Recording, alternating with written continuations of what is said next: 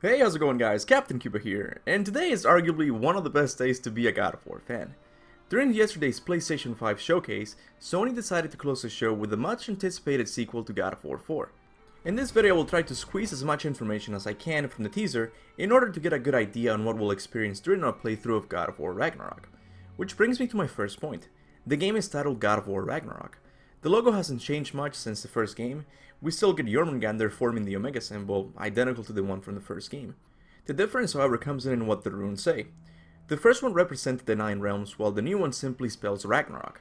Now, I don't believe we will start off the game during the events of Ragnarok. I still hold to the idea that the game will start during the last year of Fimbulwinter, and it will end with the start of Ragnarok. And I believe this small teaser has the proof I've always needed. Once again, if you look at the formation of the Omega symbol, you will see that it's created by air blowing away snow. To me, this represents the frigid cold Midgard has been experiencing since the death of Baldur, also known as Fimbulwinter. Furthermore, the latest God of War book, Lore and Legends, takes place 1 year after the events of God of War 4. In it, Atreus records how parts of the Lake of Nine are beginning to freeze. Most likely the Lake of Nine will be completely frozen by the start of God of War Ragnarok. But hey, I could be totally wrong. It's possible Kratos and Atreus will start jumping through time and ending at some point in the Ragnarok battle from the future. Well, this is certainly possible. I still hold to the former theory. But why is it called God of War Ragnarok? Much like the ending of the first game in this series, which depicts the coronation of Kratos as the new God of War, I think God of War Ragnarok will end with the start of Ragnarok, which would be consistent with the prophecy / dream Atreus had of Thor showing up at the end of Fimbulwinter.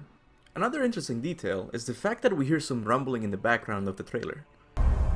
You must prepare yourself.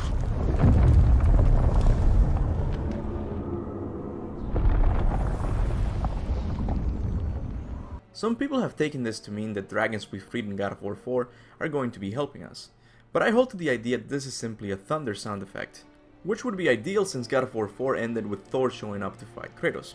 You know, the God of Thunder. Now let's talk about what Kratos says in the trailer, and I'm gonna be honest with you, the 2 lines he says are pretty vague. The time grows near, which is most likely him talking to Atreus about the coming of Ragnarok, and you must prepare yourself, which is him telling Atreus to get ready for the Ragnarok battle. He could be talking to someone else like Tyr, but there's simply no evidence of that, so I'll stick with Atreus as the most likely candidate. Also, some fans have noticed that Kratos' voice seems to be weaker than before. You must prepare yourself. And we know in God of War Lore and Legends, Mimir says that Kratos is dispirited, or sad, because he knows he can't stop Ragnarok from happening. But it could also be that these lines take place as Kratos is dying like we see in the Jotunheim mural, although I still don't think this is Kratos. But still, I can't deny that his voice sounds different. And the last thing we know is that the game is coming in 2021. Much earlier than what I was expecting, which is really good news. Sadly, that's all I have to say from this small teaser trailer. Some fans were expecting a bigger reveal, but I always thought they would show us very small teaser, and that would be enough to send fans into a frenzy. With that said, if you're new to the channel, I will be covering God of War Ragnarok news from this day on. We will most likely get a longer trailer during the next PlayStation State of Play or even the Game Awards show. So if you want to get the scoop on this amazing title, make sure to hit that subscribe button and stay up to date on all things God of War Ragnarok. As always, I want to give a big thanks to all of my members for their monthly support of the channel.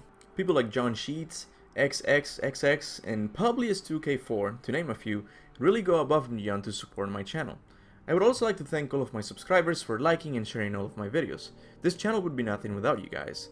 And with that said, thanks for watching, and remember, go forth in the name of Ragnarok.